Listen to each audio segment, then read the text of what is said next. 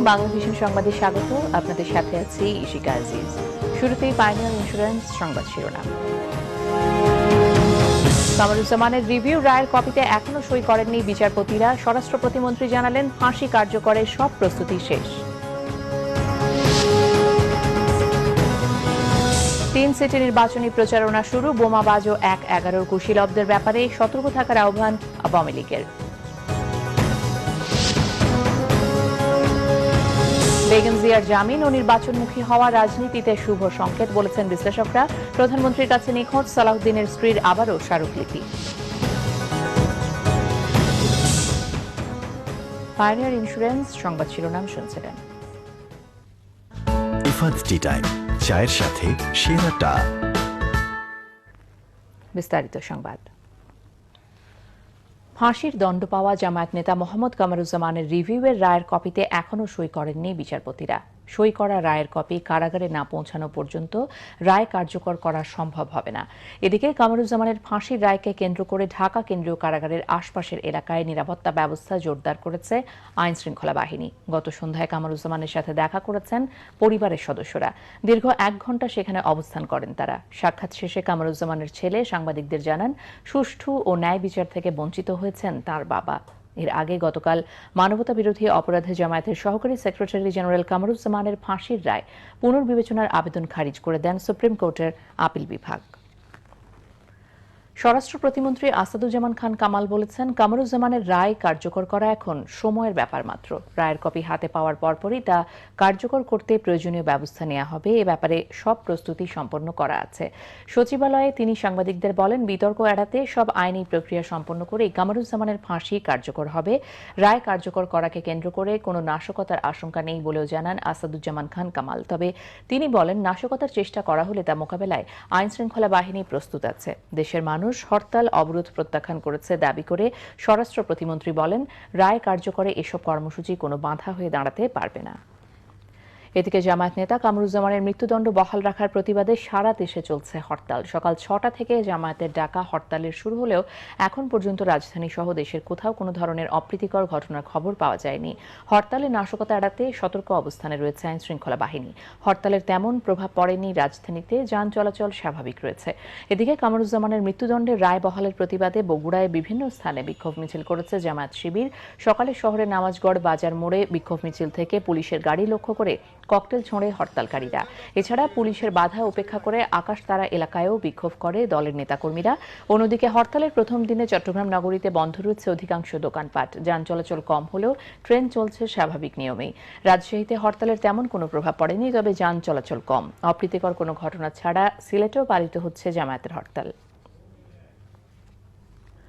শুরু হয়েছে 3 city corporation নির্বাচনে প্রচারণা। সকালে ধানমন্ডি 32 নম্বরে বঙ্গবন্ধু প্রতিকৃতিতে শ্রদ্ধা নিবেদন করেছেন ঢাকা উত্তরের আওয়ামী লীগ সমর্থিত মেয়র প্রার্থী আনিসুল হক। এ সময় তার সঙ্গে ছিলেন বেশ কয়েকজন সংসদ সদস্য। যদিও আচরণবিধি অনুযায়ী মেয়র প্রার্থীদের প্রচারণায় কোনো সংসদ সদস্য অংশ নিতে পারবেন না। আনিসুল হক ছাড়াও ঢাকা উত্তরের মেয়র প্রার্থী জুনায়েদ সাকি, জাতীয় পার্টি সমর্থিত বাহাউদ্দিন বাবুল, ঢাকা দক্ষিণের প্রার্থী সাইদ খোকন সহ অনেক প্রার্থী প্রচারণা শুরু করেছেন। দলীয় নেতাকর্মী সহ যাত্রাবাড়ি থেকে প্রচারণা শুরু করেন সাইদ খোকন। নির্বাচনে তার প্রধান প্রতিপক্ষ হিসেবে মির্জা আব্বাস উল্লেখ করে জয়ের ব্যাপারে আশাবাদ ব্যক্ত করেন সাইদ খোকন। এদিকে শুক্রবার প্রতীক বরাদ্দের আগ পর্যন্ত প্রতীক ছাড়াই প্রচারণা চালাতে হবে প্রার্থীদের। সিটি নির্বাচনে পেট্রোল বোমাবাজ 1-11 কুশীলব ও ভদ্রবেশী শয়তানদের ব্যাপারে সতর্ক থাকার আহ্বান জানিয়েছেন আওয়ামী লীগ নেতারা। সন্ত্রাসীদের বাদ দিয়ে বিএনপিকে নির্বাচনী মাঠে নামার আহ্বান জানিয়েছেন তারা। নইলে জনগণকে সাথে নিয়ে উচিত জবাব দেওয়ার হুঁশিয়ারি দিয়েছেন ক্ষমতাসীন দলের নেতারা।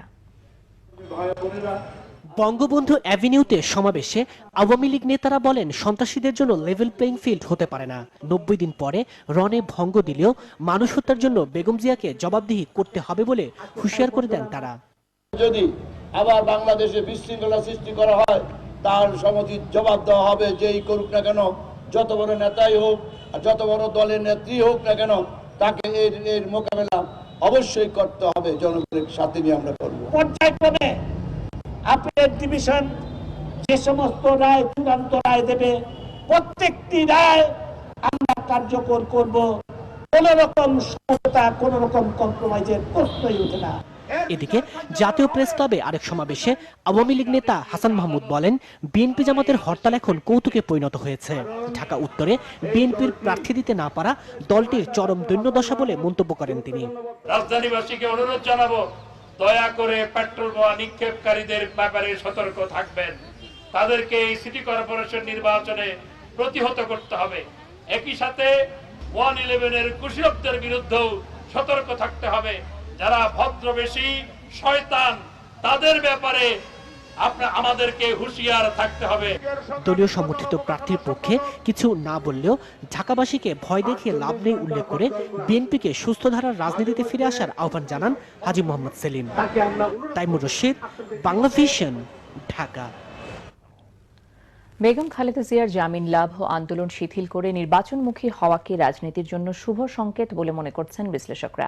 তাঁদের মতে এই ধারা অব্যাহত রাখতে সিটি নির্বাচনকে সুষ্ঠু করতে হবে, আর এই নির্বাচনের দিকে তাকিয়ে আছে দেশের জনগণের সঙ্গে সঙ্গে বহির্বিশ্ব।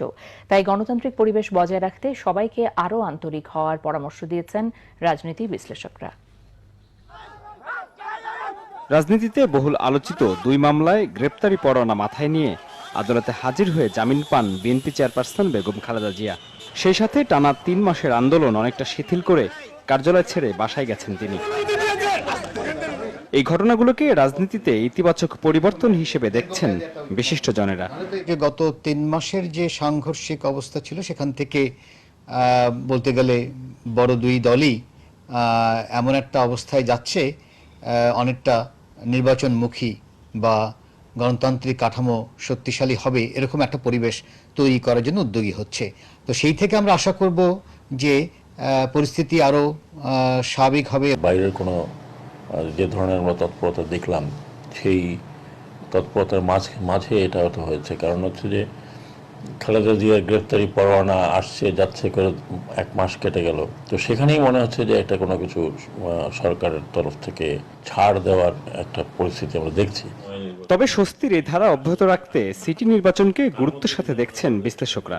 সিটি কর্পোরেশন নির্বাচনটা খুব গুরুত্বপূর্ণ হয়ে উঠেছে এই কারণে যে একটা রাজনৈতিক যে একটা সংকট, সেখান থেকে বের হওয়ার পথ হয় কিনা এই নির্বাচনে, নাকি এই নির্বাচন নিয়ে আবার সামনে আমরা আরো অন্যরকম সমস্যা দেখতে পারি। এটা যদিও জাতীয় পর্যায়ের নির্বাচন না, তবুও এই নির্বাচন নিয়ে বাইরে বহির্বিশ্ব কিন্তু বাংলাদেশকে এটা অবজার্ভ করা হচ্ছে। এই নির্বাচন এমন কোনো কিছু করা ঠিক হবে না, কি বিরোধী দল বা কি সরকারি দল যেটা আবার ওই অগণতান্ত্রিক কাঠামো শক্তিশালী হয়ে যাবে। তো সেই হিসাবে নজর থাকবে, আমি মনে করি আন্তর্জাতিক পর্যায়েও বড় ধরনের, যে কিভাবে এই নির্বাচনটা পরিচালিত হচ্ছে, এবং সেটা যদি ঠিক মতন পরিচালিত হয়, আমাদের যেটা আশা থাকবে যে পরের যে জাতীয় যে নির্বাচন, সেই বিষয়েও এক ধরনের সমাধানের মাধ্যমে সেটাও, সেই সমস্যাটা যেটা রয়ে গেছে সেটাও সমাধান হবে। একই সাথে রাজনীতিতে এর দীর্ঘমেয়াদী সুফল আনতে নেতাদের বক্তব্য আরো গঠনমূলক হওয়া জরুরি বলেও মনে করেন রাজনীতি বিশ্লেষকরা। মিরাজ হোসেন গাজী, বাংলা ভিশন, ঢাকা। স্বামীর সন্ধান চেয়ে প্রধানমন্ত্রীর কাছে আবারও স্মারকলিপি দিয়েছেন বিএনপির নিখোঁজ নেতা সালাহুদ্দিন আহমেদের স্ত্রী হাসিনা আহমেদ। প্রধানমন্ত্রীর কার্যালয়ের 4 নম্বর গেটে গিয়ে স্মারকলিপি দেন তিনি। মানবিক বিবেচনায় সালাহুদ্দিন আহমেদের খোঁজ দিতে আইনশৃঙ্খলা বাহিনীকে প্রধানমন্ত্রীর নির্দেশনার আবেদন করেন হাসিনা আহমেদ। তিনি বলেন, কোনো অপরাধ করে থাকলে সালাহুদ্দিন আহমেদকে আদালতের মাধ্যমে যথাযথ বিচার করলে কোনো আপত্তি নেই। হাসিনা আহমেদ স্মারকলিপিতে তাঁর সন্তানদের নিয়ে প্রধানমন্ত্রীর সাথে দেখা করার অনুমতিও চেয়েছেন।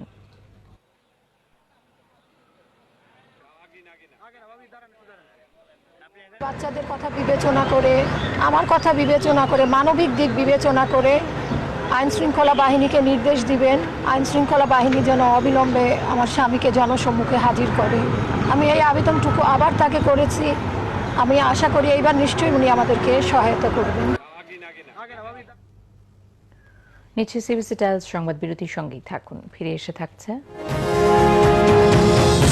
লিবিয়ায় আইএস জঙ্গিদের হাত থেকে উদ্ধার পেয়ে দেশে ফিরেছেন 2 প্রবাসী, আনন্দে আত্মহারার স্বজনরা।